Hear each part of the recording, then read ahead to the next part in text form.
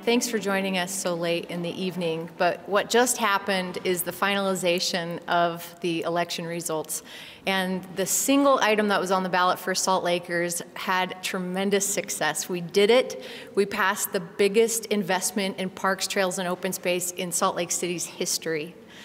It's a phenomenal and a bold idea, actually, to say that we're going to improve access to good quality parks and trails and open space in every district in this capital city, and that we are going to build the very first regional park on the west side of Salt Lake City. We know that Salt Lakers love our parks, and since the beginning of the pandemic, we've been using them 43% more than we were before the pandemic. We've been using our trails 41% more than before the pandemic, and it's stayed that strong. It's almost like we remembered how much we love being outside, but at the same time, we're also increasing our population, and so these shared public spaces are more important than ever. We're going to have better access to the Jordan River. The Jordan River itself will be replanted and cleaned up in new ways. Folsom Trail will be completed. We'll have park improvements at every city council district. We'll have a new playground at Liberty Park, and the list goes on and on. Salt Lakers, we polled back in the springtime before I brought the budget to the council with this request, and we were polling about 70% approval when we asked residents, would you be willing to pay more in your property taxes or from a revenue source in order to have better parks, trails, and open space? And it's really remarkable that actually November 8th, voters voted at 71% to say yes, we want more of that good stuff. So I'm going to turn the mic over to Council Chair Dan Dugan, followed by Vice Chair? Yes. Vice Chair Darren Mono, and then we'll hear from our Director of Salt Lake City Parks and Open Space, Kristen Riker. And then we'll be happy to take a couple questions after that. Thank you, Mayor. And thank you, Salt Lake City. Thank you for voting to approve this Parks and Open Space Bond. This bond is an incredible opportunity to enhance and improve our parks and open spaces across the entire city, as the Mayor mentioned. Parks and open space allows people to connect and stay connected, and it's vital for our health, physical health and our mental health. And so I feel grateful for the city voting to approve this and enhance the city's parks and enhance our whole city. So thank you very much. I'm going to turn the time over to Councilmember Mono. Thank you, Member and Chair Dugan. I'm just going to reiterate some of the things that they said. One of the most exciting things to me about what we passed is that this ensures that we will see improvements throughout the city. Part of the bond will go to neighborhood parks in all 7 of the council districts. But not only that, we will see, of course, the 17-acre Glendale Old Raging Waters Water Park turned into a regional park.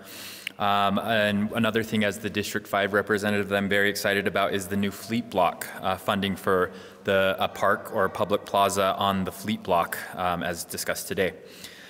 There are also improvements to Allen Park, Salt Lake City's newest park, as well as Fairmont Park in the Sugar House neighborhood, just to name a few. So thank you, Salt Lake City residents, for supporting parks, trails, and open space. And now I will turn the time to Kristen Riker, Director of Public Lands. Thank you, Council Member. This is really such a great night for us. This bond is really a generational investment in our public lands, and the Public Lands Department is thrilled and proud to do the work for Salt Lake City residents.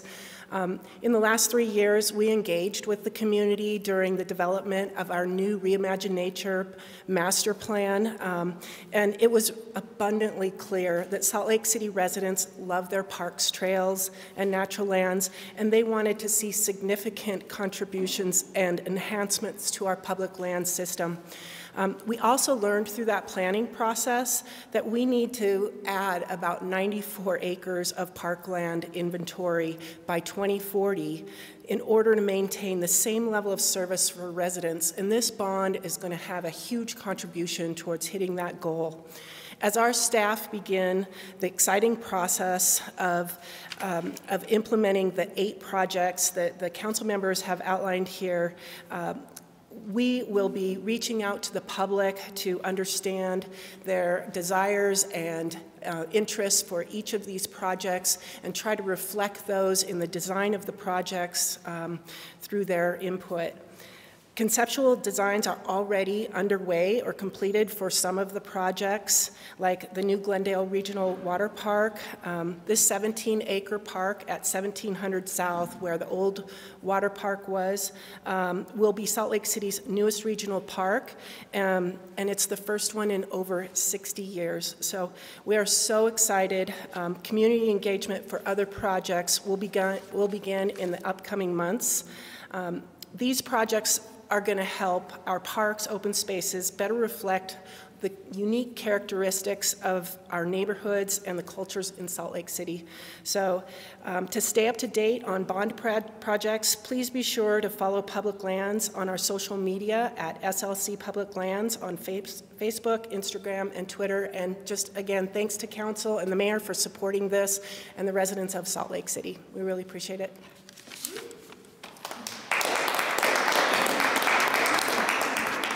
Are there any questions on this? Yeah, I guess what's the timeline now? Like, Yeah. if we can see that this passed, and when will that translate Yeah. to projects? Sure. Kristen, you can jump in if I get anything wrong or forget something, but in an $85 million bond such as this, that's separate project based, we can't take all $85 million out at once and spend that all at once. And so we'll be taking out separate tranches of money. And in this first one, we will include the Glendale Regional Park. And as Kristen said, beginning in January, residents can start to engage with us from contemplating what the improvements will be at their local parks in each council district to really finalizing our plans for Glendale Regional, which, by the way, there's already a website that you can check out what the community's input has been so far. So stay tuned on the social media for Public Lands, and those community input opportunities are coming in the new year. Did I miss? Great. Mayor, what projects do you see happening immediately? We already started the Foothill Trails project.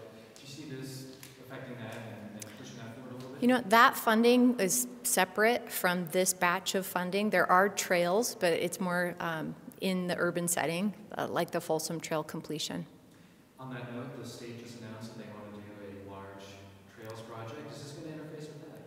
No, actually, while our Foothill Trail system may, as the Bonneville shoreline is that great connector, as you know, along the Wasatch Front, these urban trails, we do intend to connect them to the mountain trails, the way that the 9 line hopefully eventually will make its way farther east and be able to do that. But none of these are necessarily direct connectors into that regional connector. You spoke about Glendale on the west side. Why is it important to see development over there? Oh my goodness, it's important for a million reasons that we see development over there. City can't control the market, but we can control lands that we own, and we can help incentivize other investment to help make the changes that we so need to support our residents there. And when you distill it down, we have more kids per capita on the west side than any other part of the city. We've been growing this population, as you know, faster than any other state in the nation for the last 10 years. We need better access and more access to open space. So as our density increases, this is a really appropriate time for us to add a 3rd regional park into our system.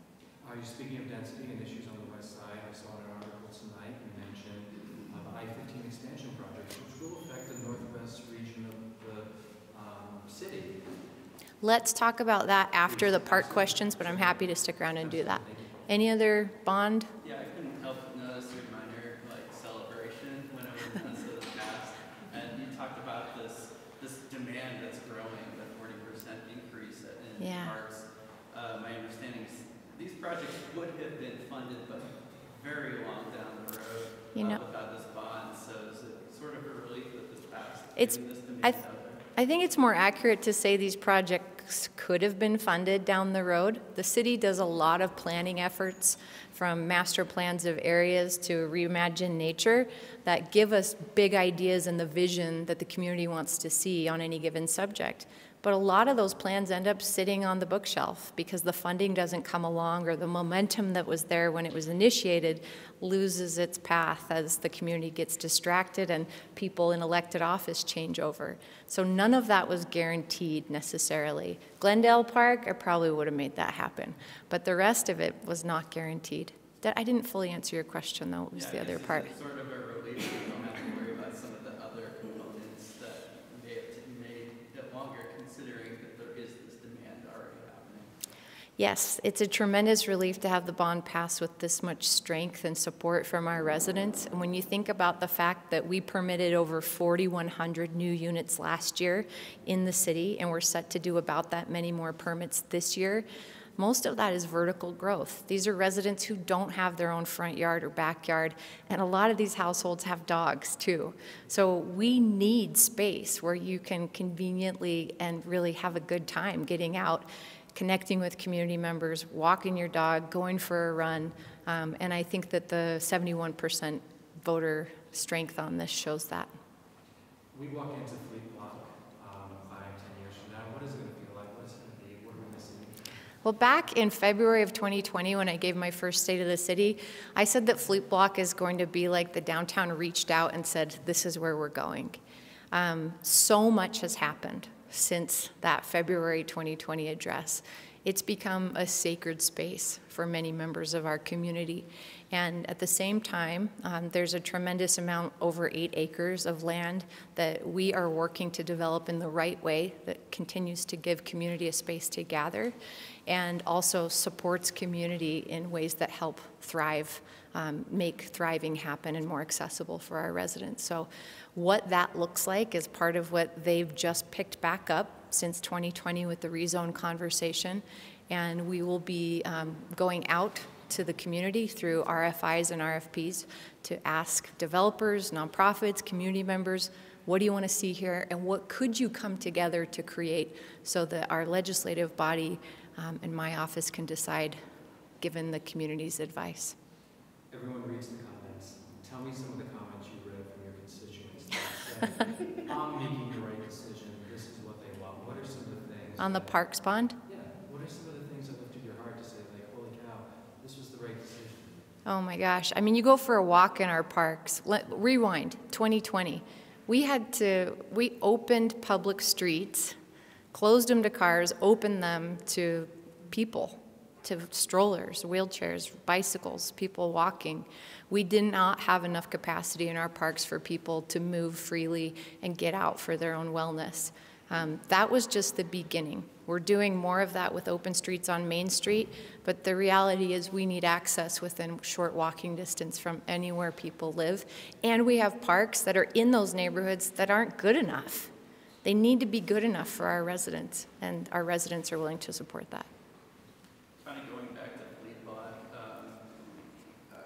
what's it like to have a resource like an actual block that the city owns that can be developed, considering all the growth happening? Oh my gosh. There is not another piece of land like it. It's 8.25 acres or so. And if you ask the people who are living, working, and developing in that granary district, there's really not another place like the granary district in the country that's so close to a downtown core, that's pretty connected to transit, and that has this much growth potential and development potential. It's important to us, I can't speak for the council, but you have heard their comments, that we be able to maintain the character and hopefully be able to mitigate the gentrification forces that the Opportunity Zone overlay, which encompasses that entire granary district, could be forcing out with those market forces. So we're finishing up our Thriving in Place plan, which is our gentrification mitigation plan, working with the community on that. And I think that it will inform and act as a lens when we get those responses from the RFI and RFPs on Fleet Block.